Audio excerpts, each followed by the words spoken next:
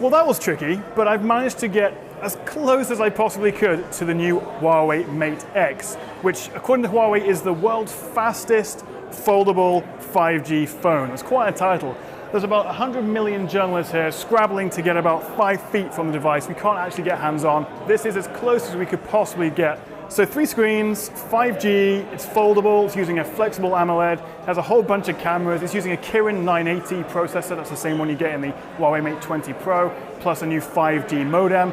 I don't know what you think, but I'm actually genuinely excited for this. A lot of people aren't sure about whether foldable phones, tablets are gimmicky or actually a next generation device.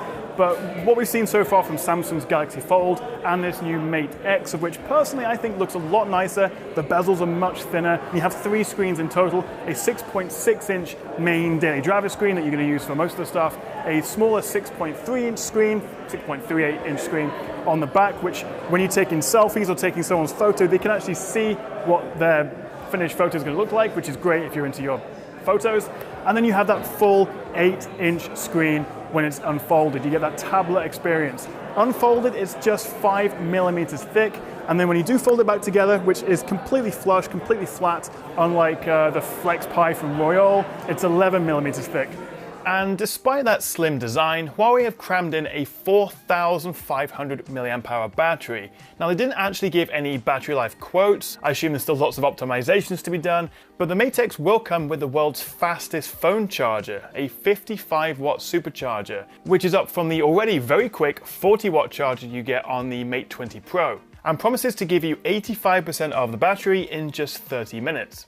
From a design and engineering point of view, I can't wait to get a close look at that hinge mechanism.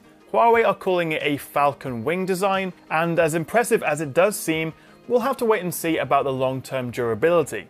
We also get a 2-in-1 fingerprint and power button on the Mate X, as well as a curved grip on the back to make it easier to use one-handed. I think Huawei have been really smart with the design, as they've put the power button, the cameras, and that rear grip all together on one edge, meaning that when you do have it opened up in tablet mode, you get a beautiful edge-to-edge screen with almost no bezels. But my first thought was, aren't those outside screens going to get scratched? But Huawei say they will be offering a Mate X cover case that's designed to protect the screens while still making it easy to unfold.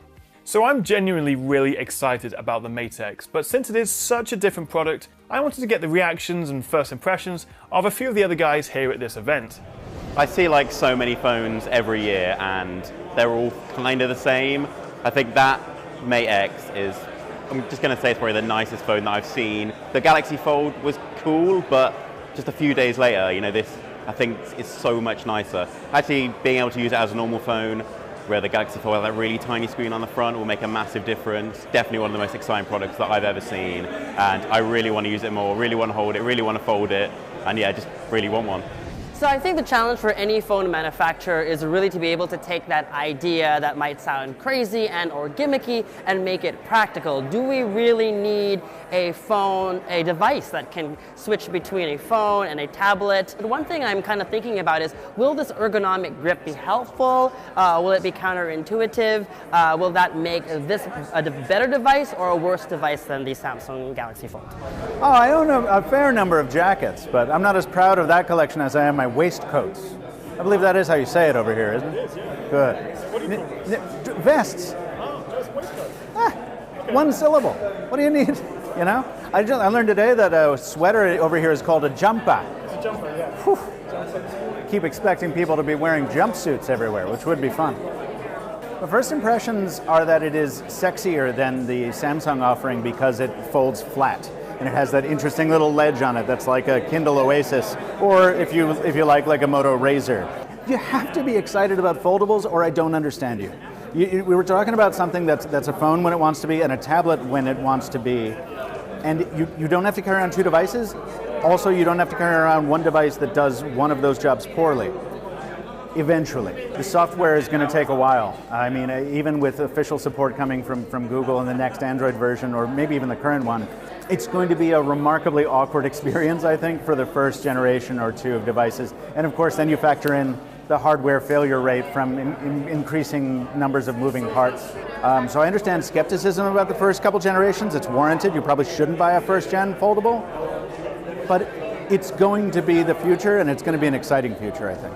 So the price is obviously going to be ridiculous. Not everyone's going to want to buy this. Not everyone's going to be convinced by the foldable design. And there are questions around the software optimization, how many apps are actually going to use that, the multitasking, how seamless it's going to be. There's a lot of questions. But for a first generation of a whole new device, it's pretty exciting, I think. But I'd love to hear what you think. Let me know what you make of the Mate X in the comments below. Hit that like and subscribe button and stay tuned, because as soon as humanly possible, I will get you guys a full review and proper test.